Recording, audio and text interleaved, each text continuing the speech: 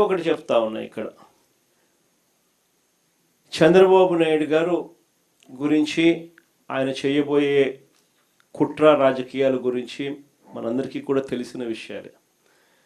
మనం అందరం కూడా ఈ మధ్యకాలంలోనే చూసాం కూడా ఏ రకంగా చంద్రబాబు నాయుడు అనే వ్యక్తి కుట్రలు పండుతాడు అని చెప్పి కార్పొరేషన్లో మన జరిగిన ఉప ఎన్నికలు, కార్పొరేషన్లు అయితేనేమి, మున్సిపాలిటీలు అయితేనేమి, మండల పరిషత్తులకు సంబంధించిన ఉప ఎన్నికల్లో కూడా మనం అంతా చూసాం. ఏ రకంగా చంద్రబాబు నాయుడు అనే వ్యక్తి పోలీసులను అడ్డు పెట్టుకుని పోలీసుల ద్వారా ఏ రకంగా దౌర్జన్యాలు చేస్తాడు, ఏ రకంగా కుట్రలు పన్నుతారు అని చెప్పి మనమంతా కూడా మన కళ్ళతో మనమంతా కూడా చూసాం. ఏ రకంగా ఆయన బరి తెగించి ప్రజాస్వామ్యాన్ని ఖూనీ చేస్తాడో కూడా మనకు అందరికీ కూడా తెలిసిన విషయాలే. కానీ ఇవన్నీ తెలిసి ఉన్నా కూడా స్థానిక సంస్థల ఎన్నికలు మాత్రం ఖచ్చితంగా మనం ప్రెస్టీజ్గా తీసుకుని జరిపించాల్సిందే. ఇది ప్రతి ఒక్క క్యాండిడేట్కు చాలా ఖచ్చితంగా చెప్తా ఉన్నా.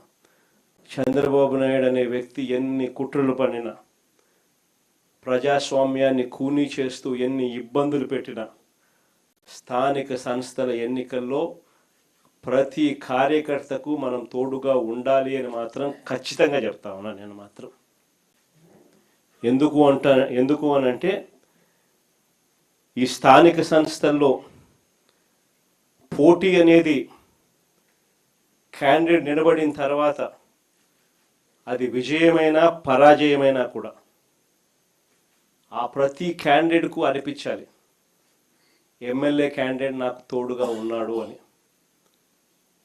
ఆ పరాజయమైనా కూడా ఆ ప్రతి ఎమ్మెల్యే క్యాండిడేట్ నాకు అండగా నిలబడ్డాడు.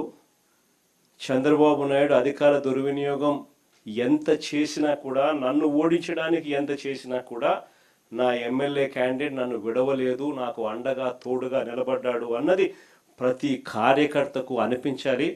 ఆ విధంగా మీరు కార్యకర్తల మనసులు గెలుచుకునే కార్యక్రమం ఈ ఎన్నికల ద్వారా జరగాలి.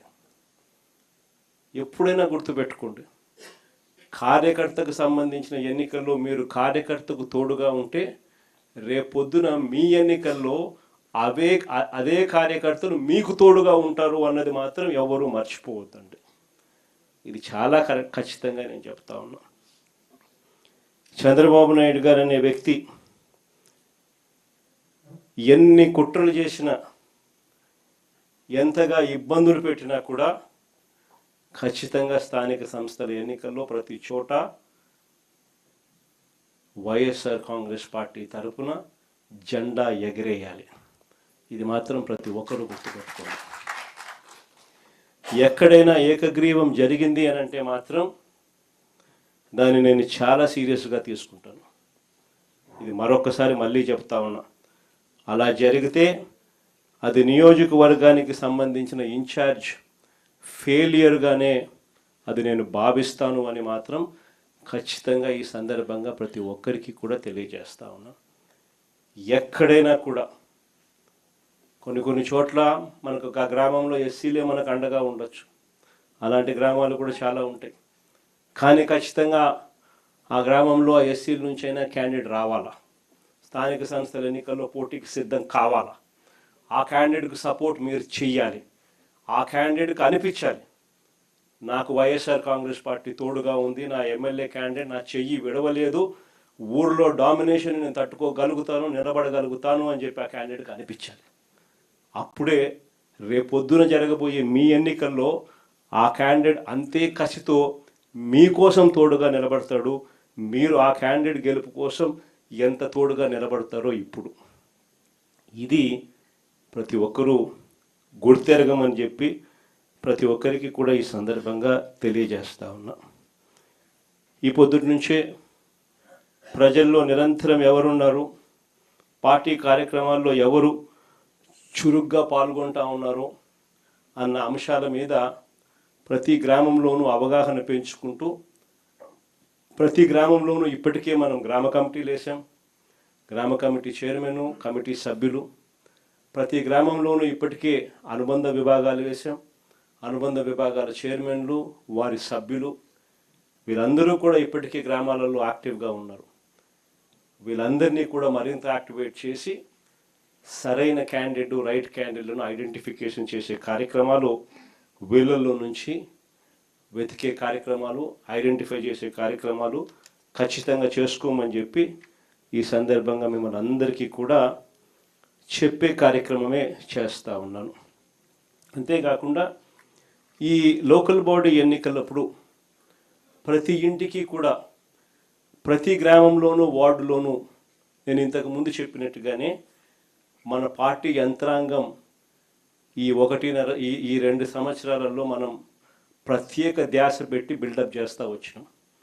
ప్రతి వార్డులోనూ, ప్రతి గ్రామంలోనూ గ్రామ కమిటీలు వేశాం, అనుబంధ విభాగాలు వేశాం, కమిటీ అధ్యక్షులు, కమిటీ సభ్యులు ప్రతి గ్రామంలోకి, ప్రతి వార్డులోకి తీసుకుని పోయాం. వాళ్ళందరికీ కూడా ఈ 2 ఏళ్ల వెన్నుపోటుకు 2 ఏళ్ల పుస్తకం అందుబాటులోకి తీసుకొచ్చే కార్యక్రమం చేయండి.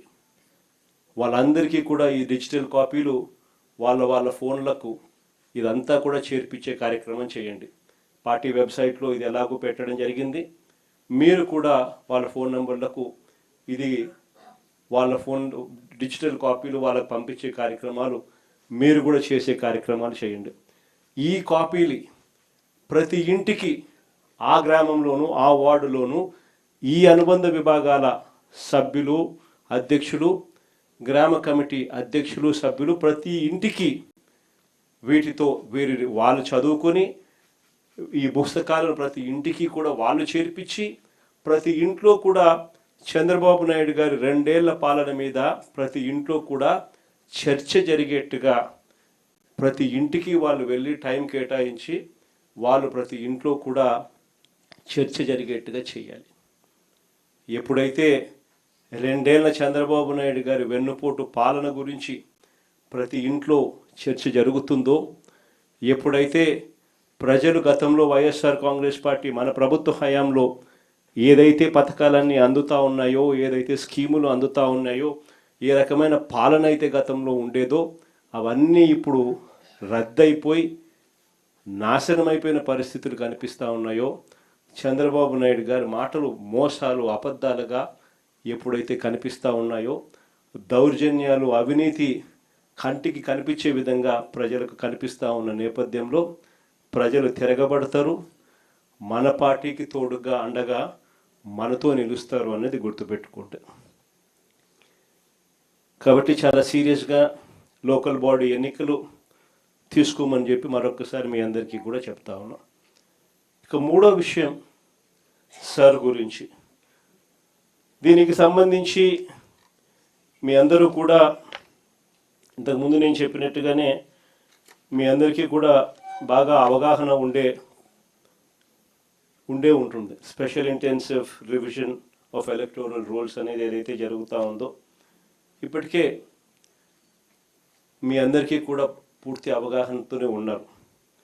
కానీ మరొకసారి ఈ అంశానికి ఉన్న సీరియస్నెస్ను మనసులో పెట్టుకొని, ఈ అంశం ఎందుకు అంత సీరియస్గా మీరు తీసుకోవాలి అని మీ అందరికీ కూడా కొన్ని ఎగ్జాంపుల్స్ మాత్రమే చెప్తాను. ఎందుకనంటే ఈ ఎగ్జాంపుల్స్ తెలుసున్నప్పుడు దీని సీరియస్నెస్ ఎంతటిది అని మీ అందరికీ కూడా అర్థమవుతుంది. ఇటీవల మీరంతా కూడా వెస్ట్ బెంగాల్, తమిళనాడు ఎలక్షన్స్ మీరంతా కూడా చూసే ఉంటారు.